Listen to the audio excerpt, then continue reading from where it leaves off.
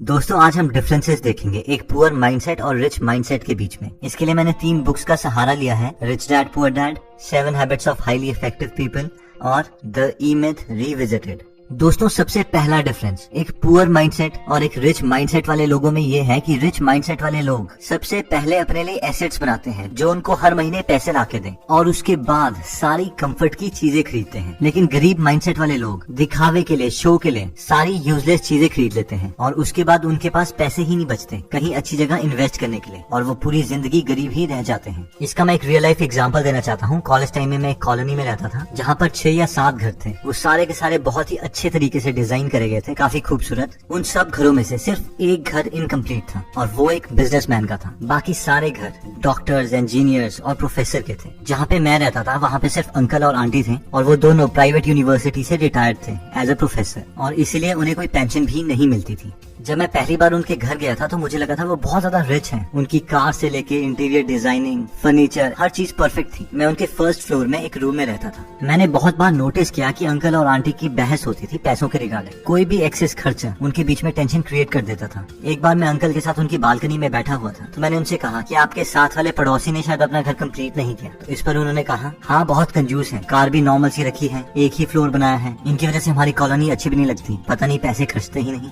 थोड़े महीनों के बाद मैं वहाँ से शिफ्ट हो गया था तो एक बार मुझे अंकल का कॉल आया और उन्होंने कहा कि अगर आपका कोई फ्रेंड है पीजी के लिए तो हमारे पास यहाँ पे वैकेंसी है, आप रेकमेंड कर दीजिएगा। मैंने कहा ओके अंकल। लेकिन मुझे ये बात अजीब लगी कि उन्होंने अगले ही दिन मुझे दोबारा कॉल कर दिया और उन्होंने मुझसे कहा कि क्या आपने किसी फ्रेंड से पूछा? तो मैंने कहा हाँ, लेकिन वो कह रहे हैं कि आपका पीजी काफी कॉस्टली है। तो उन्होंने कहा कि वो तो होगा ही, हम इतनी फैसिलिटीज जो प्रोवाइड कर रहे हैं। और फिर नेक्स्ट डे उनकी दोबारा कॉल आ गई और उन्होंने मुझसे कहा कि हम अपना प्राइस कम करने के लिए तैयार है, आप उन्हें यहाँ पे भेज दीजिए। लेकिन एक्चुअल में मेरे फ्रेंड्स के लिए वो प्राइस भी ज्यादा था और वो वहाँ नहीं गए। जब मैंने ये पूरी स्टोरी को रिच डैड पुअर डैड की थियोरी के साथ कंपेयर किया तो मैंने ऑब्जर्व किया कि सिर्फ वहाँ पे एक बिजनेसमैन का ही घर था जिसका एक फ्लोर बना हुआ था और 1-1.5 साल के बाद वही घर उस पूरी कॉलोनी में सबसे बड़ा था। उन्होंने 3 फ्लोर्स बना दिए थे और वो बहुत ही सुंदर बनाया था। सेकंड, अंकल ने होंडा सिटी रखी हुई थी लेकिन वो ट्रैवल स्कूटर में करते थे। हो सकता है वो अपने पैसे बचाने के लिए करते हों, लेकिन मैं ये जानता था कि बाहर से बेशक वो बहुत अमीर दिख रहे हों, अंदर से उन्हें पैसों की कमी थी जिसकी वजह से उनके और उनके वाइफ के बीच में बहस भी होती थी।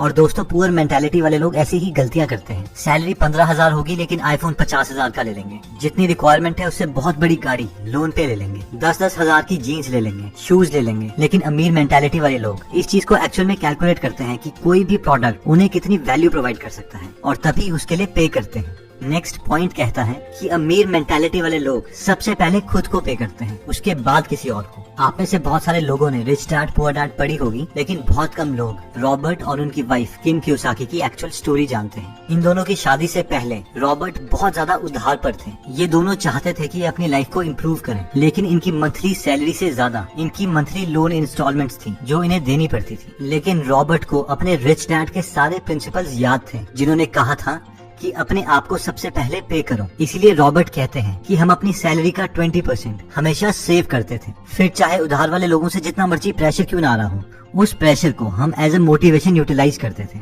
और एक्स्ट्रा काम करके इंस्टॉलमेंट्स के लिए पैसा इकट्ठा करते थे, क्योंकि ये जानते थे अगर ये पहले उधार देने लग जाएंगे और अपने लिए कुछ भी सेव नहीं करेंगे तो ये कभी भी अमीर नहीं बन पाएंगे। और बाद में इन्होंने अपने सेव करे हुए पैसों से ही बाकी इन्वेस्टमेंट्स करी और फाइनली मिलियनेयर बन गए। दोस्तों हम में से मैक्सिमम लोग ये गलती करते हैं। हम सोचते हैं कि हम पहले सारा अपना उधार चुकाएंगे और उसके बाद में सेविंग स्टार्ट करेंगे, या फिर हमारी सैलरी का जितना पोर्शन बचेगा हम उसके बाद सेविंग करेंगे। लेकिन ये सीक्वेंस बहुत मैटर करता है। इवन वॉरेन बफेट बोलते हैं कि पहले पैसे सेव करो और उसके बाद बाकी सारे खर्चे करो। आप मान के चलो कि आपकी सैलरी ही कम है और अपनी सैलरी का मिनिमम 20% हमेशा सेव करो। अब ऑब्वियसली सिर्फ सेविंग आपको अमीर नहीं बनाएगी, उसके बाद आपको उन पैसों को इन्वेस्ट भी करना पड़ेगा लॉजिकली, लेकिन ये फर्स्ट और नेसेसरी स्टेप है अमीरी की तरफ। नेक्स्ट पॉइंट कहता है कि अमीर मेंटालिटी वाले लोग अपने स्किल्स को पूरी जिंदगी भर इम्प्रूव करते रहते हैं। इसी प्रिंसिपल को 7 habits of highly effective people book में शार्पन द सॉ के नाम से बताया गया है। क्या आपने कभी ये नोटिस किया है कि बहुत कॉस्टली प्रोडक्ट्स की एडवर्टाइजमेंट कभी भी टीवी में नहीं दिखाई जाती? कभी भी फरारी वाले आपको टीवी में एडवर्टाइज करके ये नहीं बोलेंगे कि आप उनसे फरारी खरीद लो। ना ही कोई हेलीकॉप्टर की कंपनी या प्राइवेट जेट की कंपनी आपको अपना प्रोडक्ट दिखाने के लिए पैसे खर्च करेगी। लेकिन अब सवाल आता है कि ऐसा क्यों है? मैक्सिमम पॉपुलेशन तो टीवी ही देखती है। ऐसा इसलिए है क्योंकि ये लोग जानते हैं कि जो लोग इन प्रोडक्ट्स को एक्चुअल में खरीद सकते हैं वो अपना टाइम टेलीविजन में वेस्ट नहीं करते। ज्यादातर मिडिल क्लास मेंटालिटी वाले लोग graduation, post graduation, PhD, post doc कर चुके हैं, इसलिए वो सोचते हैं कि वो रेस्ट डिजर्व करते हैं और उन्हें कुछ नया सीखने की जरूरत नहीं है, और वो आराम से जॉब के बाद घर में आते हैं और टीवी देख के अपने को रिलैक्स करते हैं, क्योंकि वो सोचते हैं वो इस चीज को डिजर्व करते हैं। वैसे ही कहीं मिडिल क्लास बिजनेसमैन घर में आके आराम से सीरियल्स देखते हैं। नई चीजें सीखना उनके दिमाग में प्रेशर क्रिएट करता है। लेकिन रिच मेंटालिटी वाले लोग ये जानते हैं कि उन्हें अपनी स्किल्स पूरी जिंदगी भर इम्प्रूव करते रहनी है। नई चीजें सीखना उनका पैशन है, ये चीज ही उन्हें रिलैक्स करती है। अगर हम बिल गेट्स का एग्जांपल लें तो वो माइक्रोसॉफ्ट से रिटायरमेंट ले चुके हैं। वो एक बिलियनर हैं, उन्हें कुछ करने की जरूरत नहीं है, लेकिन फिर भी वो हर वक्त कोई ना कोई बुक पढ़ते हैं और अपनी सारी बुक्स के नोट्स अपनी वेबसाइट gatesnotes.com में डालते हैं। ये एक रिच मेंटालिटी का परफेक्ट एग्जाम्पल है, क्योंकि रिटायरमेंट के बावजूद बिल गेट्स अपनी वाइफ मेलिंडा के साथ एक फाउंडेशन चलाते हैं, जिससे वो पूरी दुनिया की हेल्थ से रिलेटेड प्रॉब्लम्स में कंट्रीब्यूट कर रहे हैं। हम में से बहुत कम लोग जानते हैं, लेकिन इंडिया के हेल्थ प्रोग्राम्स में इनकी फाउंडेशन ने बहुत ज्यादा कंट्रीब्यूशन किया है। दोस्तों, नेक्स्ट पॉइंट कहता है कि आउटसोर्स। मैक्सिमम लोगों की जब जॉब लगती है तो उनकी ये मेंटालिटी होती है, भाई अब तो अपनी लाइफ सेट है, जिसका इनडायरेक्टली मतलब होता है कि मैं अब ग्रो नहीं करना चाहता, मैं इसी जॉब में रहूंगा। अब क्योंकि हम उसी जॉब में रहेंगे तो हमारी सैलरी सिर्फ इंक्रीमेंट और प्रमोशन से ही बहुत प्रिडिक्टेबल मैनर में ग्रो करेगी, जिसका मतलब ये है कि अब हम स्कार्सिटी माइंडसेट में आ जाएंगे, यानी पैसे बचाने के माइंडसेट में। हम हर चीज से पैसा बचाने की कोशिश करेंगे। बिजली का बिल कैसे बचाएं, खाने में पैसे कैसे बचाएं, पानी का बिल कैसे बचाएं, और बस पूरी जिंदगी इसी स्किल को इम्प्रूव करते रहेंगे। लेकिन अमीर माइंडसेट वाले लोग ये जानते हैं कि उनके पास 24 ही घंटे हैं और एक लिमिटेड विल पावर है, और अगर उन्हें ग्रो करना है तो उन्हें और लोगों की हेल्प लेनी पड़ेगी। इसीलिए वो अपने मैक्सिमम काम, जैसे कि खाना बनाना, कपड़े धोना, ड्राइव करना, इवन की ऑफिस के टेक्निकल काम, वो आउटसोर्स कर देते हैं और सिर्फ उन स्किल्स पे काम करते हैं जो बहुत रेयर और वैल्यूएबल है, ताकि वो और ज्यादा ग्रो कर पाए। इसके दो फायदे हैं, एक तो वो अपनी कंट्री की इकोनॉमी में बहुत कंट्रीब्यूट करते हैं,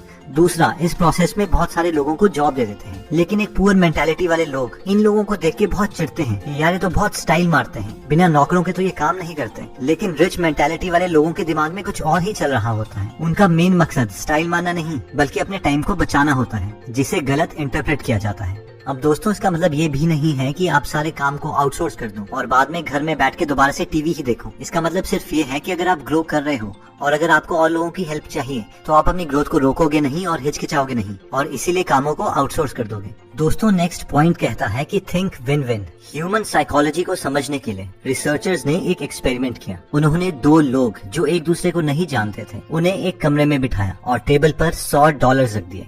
रिसर्चर्स ने उन लोगों को बताया कि आपको ये $100 आपस में बांटने हैं, लेकिन हमारी कुछ कंडीशंस हैं। कंडीशन नंबर 1, पहला आदमी ये डिसाइड करेगा कि वो दोनों $100 को कैसे कैसे बांटेंगे। कंडीशन नंबर 2, दूसरा आदमी ये डिसाइड करेगा कि पहले आदमी ने जितने डॉलर्स उन दोनों में बांटे हैं, क्या वो उसे मंजूर है या नहीं। अगर वो उसे मंजूर है तो दोनों को उतने उतने डॉलर्स मिल जाएंगे, लेकिन अगर उसे वो चीज मंजूर नहीं है तो किसी को कुछ नहीं मिलेगा। अब रिसर्चर्स ने एक पैटर्न देखा, अगर पहला आदमी $100 को $50 करके बांटता था तो दूसरा आदमी उसे एक्सेप्ट कर लेता था और दोनों को $50 मिल जाते थे। अगर वो 60-40 करके बांटता था तो भी दूसरा आदमी उसे एक्सेप्ट कर लेता था। लेकिन अगर पहला आदमी उसे 70-30 करके बांटता था तो दूसरा आदमी उसे रिजेक्ट कर देता था और दोनों को कुछ नहीं मिलता था।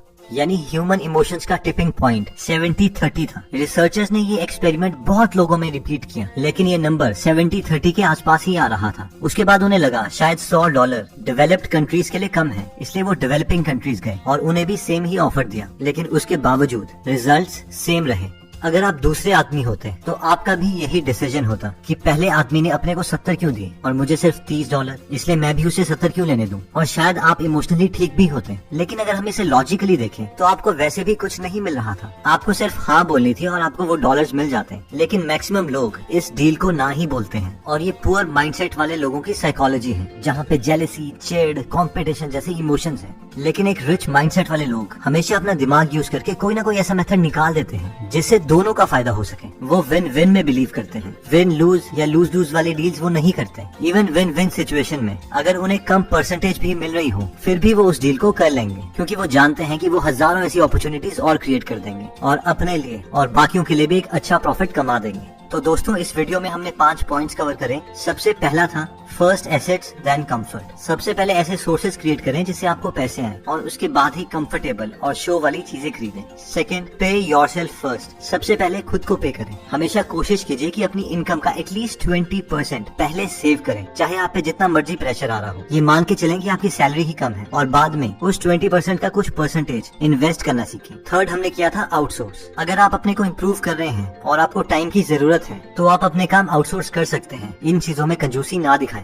फोर्थ, कंटिन्यूसली अपनी स्किल्स इंप्रूव करते रहें, नया नया मटेरियल्स पढ़ते रहें। दोस्तों, अगर आप फ्री में बुक समरीज पढ़ना चाहते हैं तो हमने गीगल ऐप बनाई है। वो ऐप आप डिस्क्रिप्शन में दिए हुए लिंक पे जाके डाउनलोड कर सकते हैं। और फाइनली आता है थिंक विन विन। ये मत सोचो कि दूसरे को में से ज्यादा मिल गया, आप ये सोचो कि आपको पहले कुछ नहीं मिल रहा था, उसके कंपैरेटिवली अभी आपको कुछ मिल रहा है। और अगर आप टैलेंटेड हो तो आप ऐसी सिचुएशंस बहुत क्रिएट कर दोगे। लाइफ में जल्दी आगे बढ़ना सीखो, क्योंकि हमारी लाइफ इतनी बड़ी नहीं है और हम इस धरती पर हमेशा के लिए नहीं है। दोस्तों, कमेंट सेक्शन में आप बता सकते हैं कि आप नेक्स्ट वीडियो किस टॉपिक पर चाहते हैं, ताकि हमें भी फीडबैक मिले और उसी टॉपिक्स को हम कवर करें। इस चैनल को जरूर सब्सक्राइब कर लीजिए और बेल का बटन दबा दीजिए ताकि आप ऐसी नॉलेजेबल वीडियोस कभी मिस ना करें। और इस वीडियो को लाइक जरूर कीजिएगा ताकि हमारा कॉन्फिडेंस बढ़े।